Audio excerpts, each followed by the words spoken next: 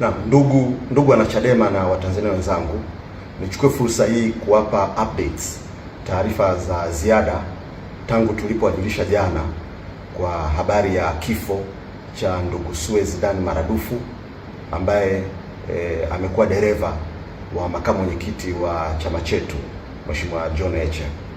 Tangu jana tumekuwa na mashauriano na mazungumzo na madaktari, mganga mkuu wa hospitali ya mkoa hapa Kigoma, hospitali ya Maweni, na tulikubaliana kimsingi tupate wataalam pathologist ambao ni authorized.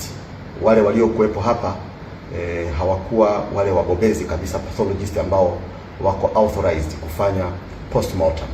Kwa hivyo tulikubaliana kwamba tupate pathologist, na tukafanikiwa kupata mmoja kutoka Bugando Mwanza na mwingine kutoka Geita, na tulipata uhakika na uthibitisho kwamba waliondoka jana, na kwa bahati njema asubuhi ya leo mganga mkuu alijulisha kwamba wamefika, na walipofika walikwenda moja kwa moja ofisini kwa mkuu wa mkoa kwa mazungumzo ambayo hatukuwa tumeyajua ni mazungumzo ya namna gani.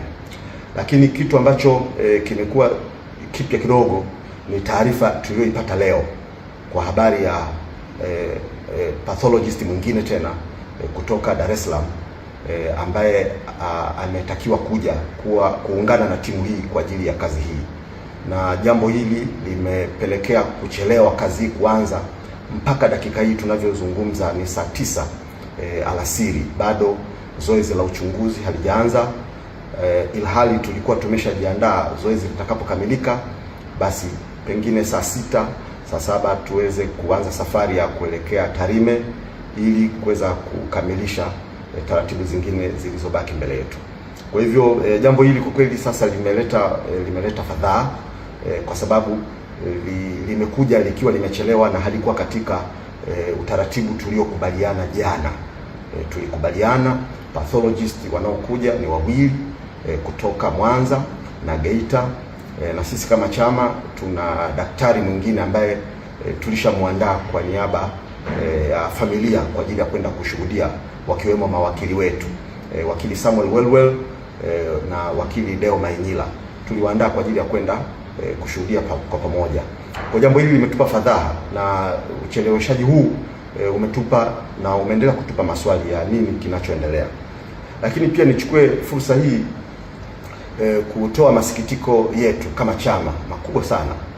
Leo asubuhi tumemsikia mkuu wa mkoa wa Kigoma IGP mstaafu afande Simon Siro akizungumza na akitoa taarifa kuhusu jambo hili, na katika mazungumzo yake amezungumzia kwamba kifo hiki ni kifo kwa uzoefu wa kiaskari, ni kifo cha kawaida. Hili jambo si sahihi. Kauli hii ni kauli batili, na tafadhali IGP mstaafu usiparamie mambo kwa namna hii. Jambo hili tumekubaliana na tumetaka lifanyiwe uchunguzi.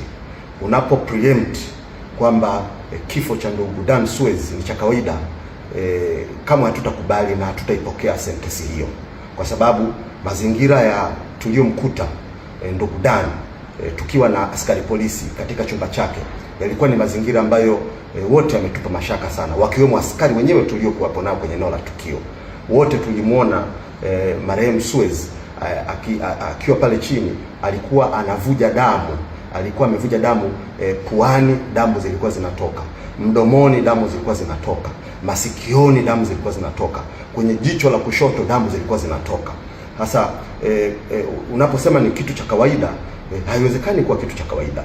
What if uchunguzi utakapofanyika ukatuthibitishia kwamba huyu ndugu alikula kitu au alikunywa sumu ambayo ndio ikasababisha mishipa ya damu ipasuke kwa spidi kubwa ya namna ya jinsi ilivyotokea.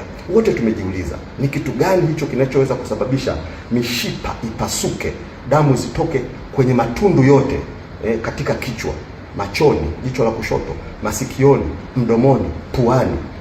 Hatuwezi kusema kwamba kifo hiki ni cha kawaida. Maana yake tutakuwa tuna preempt uchunguzi, mwisho wa siku taarifa iseme ni kitu cha kawaida. Hapana, kauli hii ni batili, tunaikemea, tunailaani na hatuikubali. na Watanzania wapuuzie kauli hii ambayo pengine inataka kupreempt ripoti iseme nini. Uchunguzi huu utafanyika na tutakuwepo wote kushuhudia, kusimamia, ili tuelewe jambo hili, nini kimetokea kwa ndugu Dan Suez. Na nifafanue jambo hili kuhusiana na vitu alivyokutwa navyo. Dawa zinazozungumzwa kwamba zilikutwa katika begi lake ni dawa za kawaida, ni medical supplies za kawaida kabisa. Hata mimi kwenye begi langu ninaposafiri, utakuta nitakuwa na magnesium, nitakuwa na strepsils, nitakuwa na paracetamol. Ni dawa medical supplies ambazo ni za kawaida kabisa. Sasa inapotokea jambo hili linakuzwa na kufanywa kama kuna kitu cha attention, kwa nini tusizungumzie pia katika begi lake tulikuta fedha taslimu takriban shilingi 400,000 na shilingi 20,000 ambazo alikabidhiwa wakili Deo Mainyila, kijana wetu. Kwa nini tusiseme kwenye begi lake tulikuta vocha za simu? Kwa nini tusiseme kwenye begi lake tulikuta mafuta? Kwa nini kwenye begi lake tusiseme tulikuta vitu ambavyo ni vya kawaida kabisa mtu anapokuwa amesafiri? Sasa tunalisihi na tunawasihi watu ambao wana mamlaka ya kuzungumzia jambo hili kwenye engo yao, wasipreempt mambo, wasitengeneze hadithi au narrative yenye lengo la pengine kufanya watu waone au wapate habari ambayo itaweza kupindisha ukweli ambao Watanzania wote wanausubiri. Jambo hili kwa kweli limetushtua, limetupa fadhaa kubwa, kwa sababu ndugu Dan Suez kutoka kwa wasaidizi wa Mheshimiwa Heche ambao wako karibu naye, hakuonyesha dalili yoyote ya kwamba ana jambo fulani ambalo liko very complicated, jambo ambalo ni tete sana linalohusiana na afya yake. Kwa hivyo nirejee tu kusema kwamba katika hatua ya sasa tunahitaji uchunguzi huu kama jinsi tulivyokubaliana ufanyike kwa haraka. Familia akiwemo mke wake na ndugu zake wako katika hali ya kusubiria, ili baada ya hapa tuweze kujipanga na kutangaza kwa umma tarehe ya mazishi yatafanyika lini.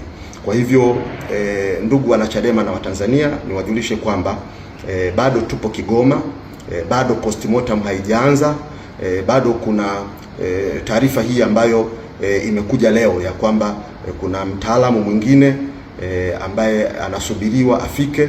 Wale ambao tulikubaliana jana kutoka Mwanza na Geita wako hapa, kwa tunasubiri hao ambao huyu ambaye anatarajiwa aje. Kwa hiyo mamlaka kwa maana ya Wizara ya Afya ambayo imekuwa karibu na jambo hili, Jeshi la Polisi, mchakato huu tufanye kwa haraka ili tuweze kuipa fursa nafasi ya kwenda kuomboleza na ndugu yao na kuhitimisha jambo hili la mazishi. Ninawashukuru sana. Tutakapokamilisha jambo hili basi tutawajulisha familia wamepanga tarehe gani ambayo ndio itakuwa siku ya mazishi. Asanteni sana.